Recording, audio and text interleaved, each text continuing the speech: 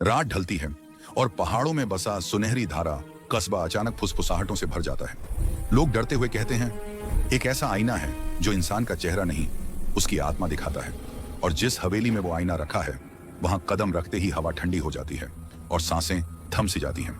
आज इस रहस्य के दरवाजे खोलने वाला केवल एक शख्स है, डिटेक्टिव राज। वह नहीं जानता कि इस बार उसका सामना सिर्फ किसी रहस्य या केस से नहीं होगा, बल्कि एक प्राचीन जादुई शक्ति से होने वाला है जो अंधेरे में छुपी है।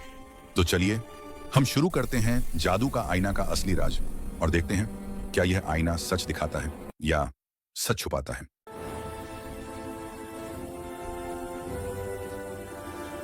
एक रहस्यमयी पहाड़ी कस्बा जहां शाम ढलते ही ठंडी धुंध पत्थरों की संकरी गलियों को ढंक लेती थी। पुराने लकड़ी के घरों के बीच लोग धीरे धीरे बातें करते थे, लेकिन इन फुसफुसाहटों में सिर्फ एक ही नाम गूंज रहा था, जादू का आईना। कस्बे में डर फैला हुआ था और कोई भी उस हवेली के पास जाने की हिम्मत नहीं करता था जहां आईने की कहानी जन्मी थी। इसी डर और रहस्य के बीच धुंध को चीरते हुए डिटेक्टिव राज कस्बे में पहुंचे। ब्राउन ट्रेंच कोट, हैट और हाथ में छोटी टॉर्च, चेहरे पर शांत लेकिन गंभीर भाव। लोग उम्मीद भरी नजरों से उन्हें देख रहे थे, मानो अब वही इस डर को खत्म करेगा। राज ने पहाड़ी पर बनी उस पुरानी हवेली की ओर कदम बढ़ाए। हवेली टूटी फूटी थी, लकड़ी का दरवाजा आधा लटक रहा था, दीवारों की दरारों पर छाननी पड़ रही थी। चारों ओर धुंध का ऐसा माहौल था कि जैसे हवेली खुद कह रही हो, अंदर मत आना। लेकिन राज रुके नहीं। उन्होंने हवेली का दरवाजा खोला और अंदर कदम रखा। अंदर गहरी खामोशी फैली हुई थी। धूल भरा फर्श, जाले, टूटा हुआ फर्नीचर और टॉर्च की हल्की रोशनी में उड़ती धूल सब कुछ और डरावना बना रही थी। राज सावधानी से आगे बढ़ते गए, हर कदम पर माहौल और भारी होता गया।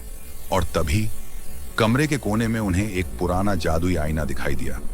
वह लकड़ी की मेज पर रखा था और उससे हल्की नीली चमक निकल रही थी। फ्रेम पर अजीब रहस्यमयी निशान खुदे हुए थे।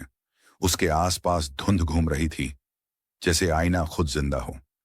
राज धीरे से उसके करीब गए और जब उन्होंने आईने में झांका तो उनकी सांसें रुक गईं, क्योंकि आईने में जो परछाई दिखाई दे रही थी वह उनकी असली परछाई नहीं थी। परछाई के चेहरे पर एक डरावनी मुस्कान थी और उसकी आंखें लाल चमकने लगीं। असली राज पीछे हट गए, हैरान और डरे हुए। आईना अब सिर्फ उनका अक्स नहीं दिखा रहा था, वह कुछ कहना चाहता था, कुछ दिखाना चाहता था। अचानक कमरा हिल गया। जादुई आईना हवा में उठने लगा। उसे तेज नीली किरणें निकलकर पूरे कमरे में फैलने लगीं। कमरे की चीजें उड़ने लगीं। हवा इतनी तेज हो गई कि राज को अपना चेहरा ढककर पीछे हटना पड़ा।